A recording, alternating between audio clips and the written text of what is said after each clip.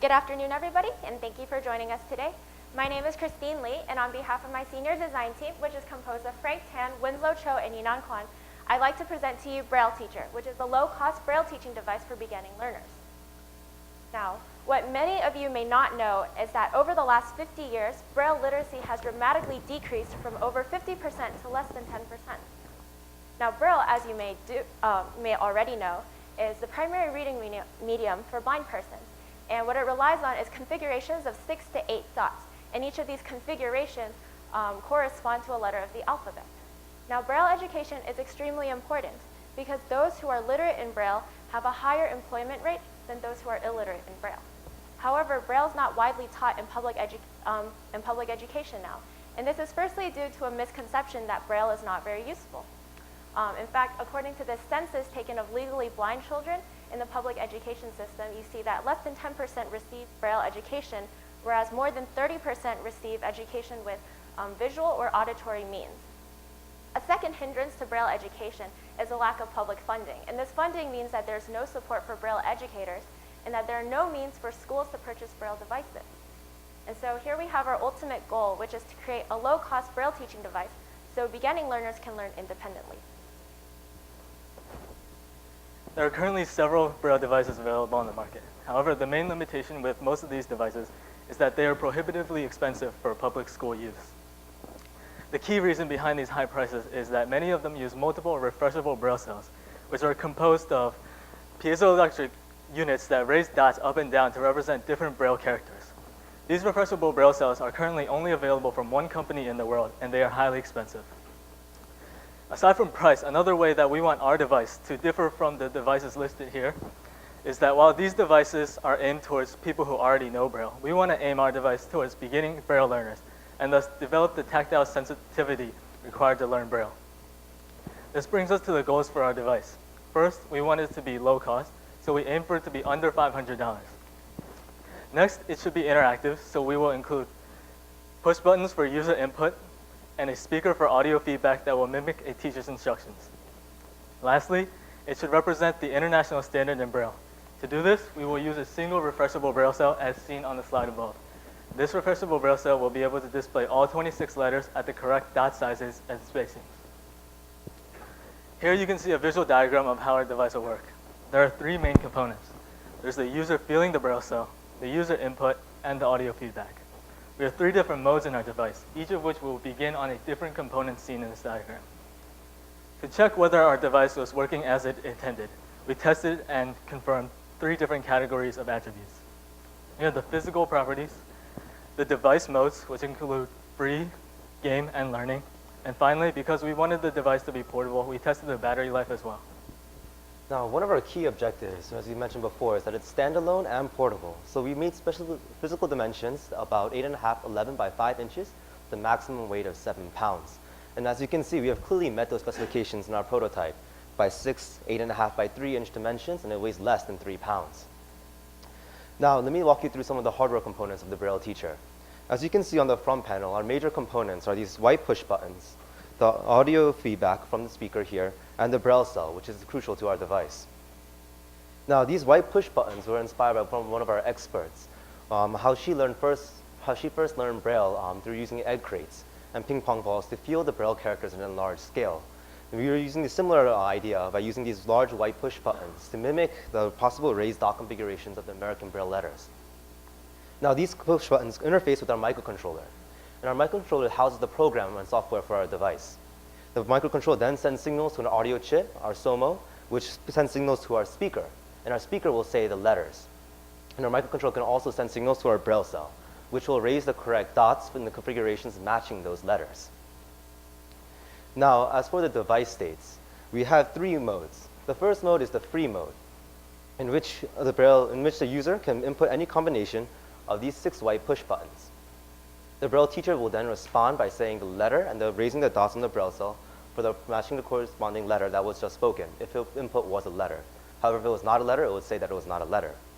Our second mode is our learning mode, and it functions oppositely to our free mode. The Braille teacher first says a letter, and then raises the dots on this Braille cell, matching the configuration of the letter just spoken. It then prompts the students to match put the dots raised on the Braille cell with the correct push button configuration. If the input was correct, it then cycles to the next letter of the 26 letters. And if it was incorrect, it would say it was incorrect and cycle you back to that letter you got wrong. Now our third mode is our game mode, which is the most interactive component of our device. If you're familiar with the game Simon, it is very similar. Much like in our learning mode, it starts off by saying the letter and raising the dots in the Braille cell matching that letter. It then prompts the user to push in these buttons here to match the raised dots on the Braille cell. If it was correct, it follows a pseudo-random cycle following the two-letter sequence. And if that's correct, it moves on to 3, 4, and so on, higher level sequences that are more difficult. If the input was incorrect, however, it will cycle back to the original one-letter sequence. Now, as we mentioned before, portability is a key feature of our device. So we had to measure battery consumption, in which we originally wanted 2 hours of continuous use. As you can see in our experimental setup above, to test battery life, we set up 2 fail conditions. The first being that the speaker reached only 30% of its maximum original volume, and the second fail condition being that the Braille cell fails to refresh to its next available character, in a cycle that continuously ran through all the letters endlessly. In 4 6-hour trials, we have concluded that our battery life is about 4.11 hours, with a standard deviation of 0.27 hours. This clearly meets our above specification for 2 hours. However, this does not include a battery drainage from using our 6-white push buttons during this trial. It is my pleasure to give a short demonstration of the Braille teacher. Welcome to the Braille teacher. Learning mode. So as soon as the Braille teacher is turned on, the Braille teacher tells the user which mode it's in. And currently, the Braille teacher is in learning mode, which means, as Winslow said, it will cycle through all 26 letters of the alphabet, and sequentially, depending on the user input. So right now, the Braille teacher is prompting me for the letter A. And if I were a user of this device, and I didn't know what the letter A is, I would scan my finger across the Braille cell and realize that the letter A is simply the first dot in the very first column. So I'd press the corresponding user input. Good job. Press. Now, as you can see, the Braille teacher reaffirms me that I did indeed press the letter A and moves on to the letter B. The letter B is simply the first 2 dots in the first column, but let's see what happens if I give an incorrect response. Try again. Press. The Braille teacher can recognize both correct and incorrect inputs, and in this case, since I am in learning mode, the Braille teacher will cycle back to the letter B and wait for me until I get the response correct. Now let's check out game mode. Game mode. Press. As Winslow previously mentioned, the game mode is very similar to the game Simon, so it gets incrementally harder. Right now, it's prompting me again for the letter A, so I input it. Good job. Press. X. So now there's a 2-letter sequence, A and X, so I'm going to go ahead and press the letter A. And if I didn't know what the letter X was, I would simply, like in learning mode, scan my finger across the Braille cell and realize that X was this configuration. X. Good job. So in addition to the learning mode and the game mode, there's also one more mode, free mode, which offers slightly different functionality and a slightly different way to learn Braille.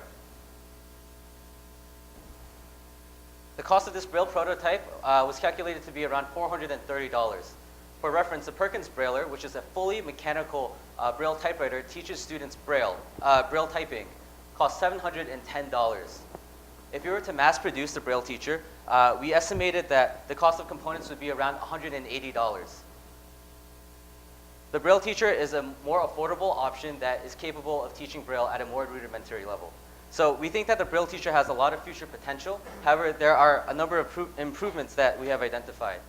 First, we'd like to replace the case of MDF and acrylic with a sleeker, more intuitive, and easier to use plastic case. And also replace the one Braille cell that we have now with a couple Braille cells so we could teach simple multi-letter words.